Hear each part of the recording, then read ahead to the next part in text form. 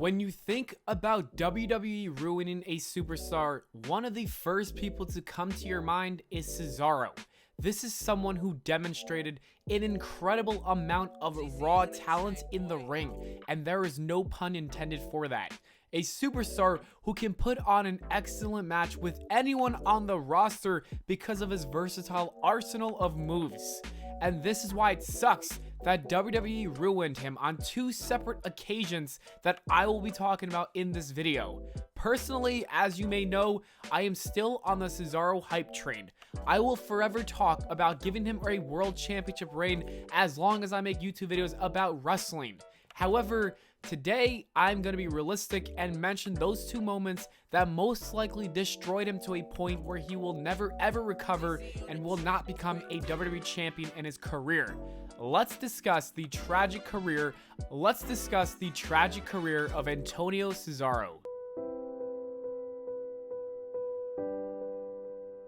Cesaro made his debut on the main roster, a part of the SmackDown roster. He quickly ascended to the top of the United States Championship picture and even became the champion in a short period of time.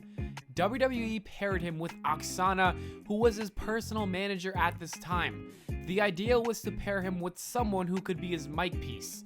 The only problem with this idea was that Oksana was actually pretty terrible on the microphone, so it did not work. At this point, you had two people who were struggling to cut a promo together, and it was just a bad look for Cesaro. It was a huge ass mess. Anyways, Cesaro was developing a small fan base of himself after his great performances in the ring. This even led to him wrestling Sami Zayn in NXT during the year of 2013. That's the match where I actually became a big Cesaro fan. After watching it go down, I knew he was the real deal and had what it took to bring something new to professional wrestling, to bring it to a new level. I wasn't used to watching these innovative moves because I was not aware of the independent scene. And those guys are pretty damn good in the ring, and I didn't even know Cesaro was a part of the indies. Fast forward to the beginning of 2014, and his fans were now called the Cesaro section. And the Cesaro section was vocal for their favorite superstar. There were Cesaro chants breaking out on Raw on a weekly basis. This, of course, meant that WWE was going to capitalize on this momentum.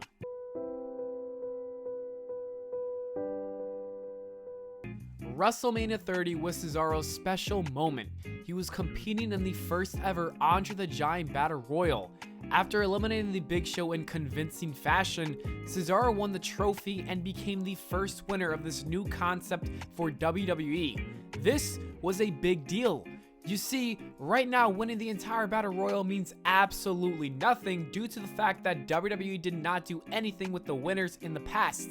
It has pretty much no value. If you win, you just win. You get on the card for Mania, and not even the main card, the pre-show card.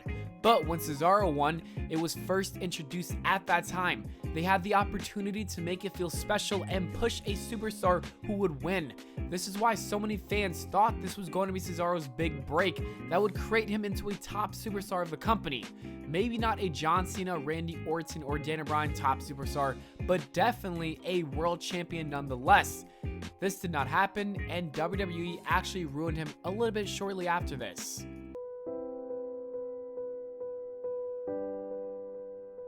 On the next night on Raw, after WrestleMania 30, WWE needed to make sure that Cesaro would look like a star with a trophy. He was one of the most liked superstars at this time. It was a no-brainer to push him to the main event scene as a babyface, or at least start slowly building him up as a top guy. Instead, they decided to have Paul Heyman manage him out of all people. Although this sounds like a lovely idea on paper, it just did not work out. For instance, Paul Heyman was a heel at this time, and Cesaro, as I said many times in this video, was one of the fan favorites across Raw and SmackDown. Another reason it didn't work was because Paul Heyman's other client, Brock Lesnar, just ended the streak defeating The Undertaker. Therefore, Heyman's entire purpose was just to mention Brock Lesnar every time he was on TV. Paul even revealed that this pairing was only done to accomplish that goal. WWE completely forgot about their potential superstar Cesaro and only worried about making sure the fans did not forget about Undertaker losing to Brock Lesnar. This ruined Cesaro because it destroyed all of his babyface momentum and showed that WWE clearly did not care about Cesaro. He didn't get any storylines, he just was there to be there. Such a shame that they ruined someone with so much potential at this moment in time. I really believe he could have been the next top superstar. I had friends that knew of him even if they weren't fans of professional wrestling, but they knew of him because they saw all those clips on Twitter or whatever platform they were watching him.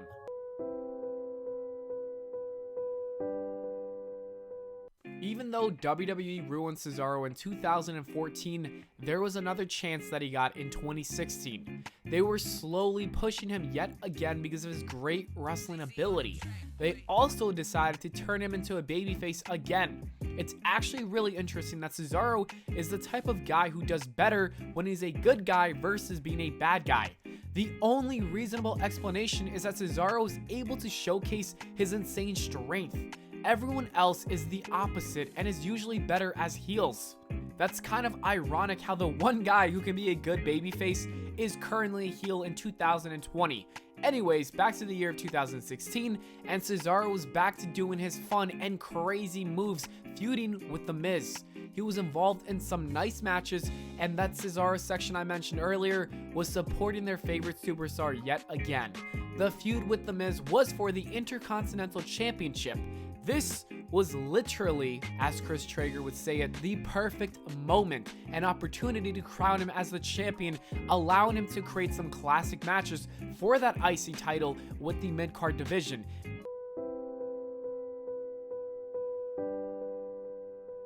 And that is where everything went wrong. WWE never had The Miz drop the title to Cesaro for whatever reason. He continued to lose to The Miz, and then the feud just ended. Then they had him drafted as one of the last picks for the drafts when the brand split in 2016. Cesaro cut a promo where he was angry at the fact that they underestimated him, but he was more determined than ever before to become a top star and prove WWE management wrong. I'm pretty sure this was a part of the storyline he did not go off script. I thought it had tons of potential, especially considering the fact that the fans loved Cesaro at this time. But they dropped the ball on him again and forgot about the storyline. They never touched up on it again, and he just moved on with his day. And to put the icing on the cake, WWE decided to pair him up with Sheamus in a tag team. No disrespect to that tag team, I love the Bar, but there was no reason that they had to become a thing for 3 whole years. Those two are such special and talented individuals, it would have been better for them to have their own singles career or maybe have a very short title reign. So overall, the second moment when WWE completely ruined Cesaro is when they botched his entire second push in 2016. The entire thing includes losing to The Miz, never capturing the Intercontinental Championship, getting an underdog story just for them to never mention it again, and then forming a tag team with Sheamus. All of that collectively put the nail on the coffin for his metaphorical burial.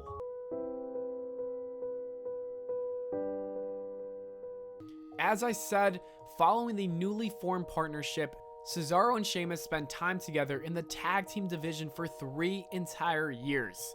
This means Cesaro was not able to compete for a singles title for that period of time. That is just crazy. In 2019, the two decided to part ways, but that never led to anything meaningful for Cesaro.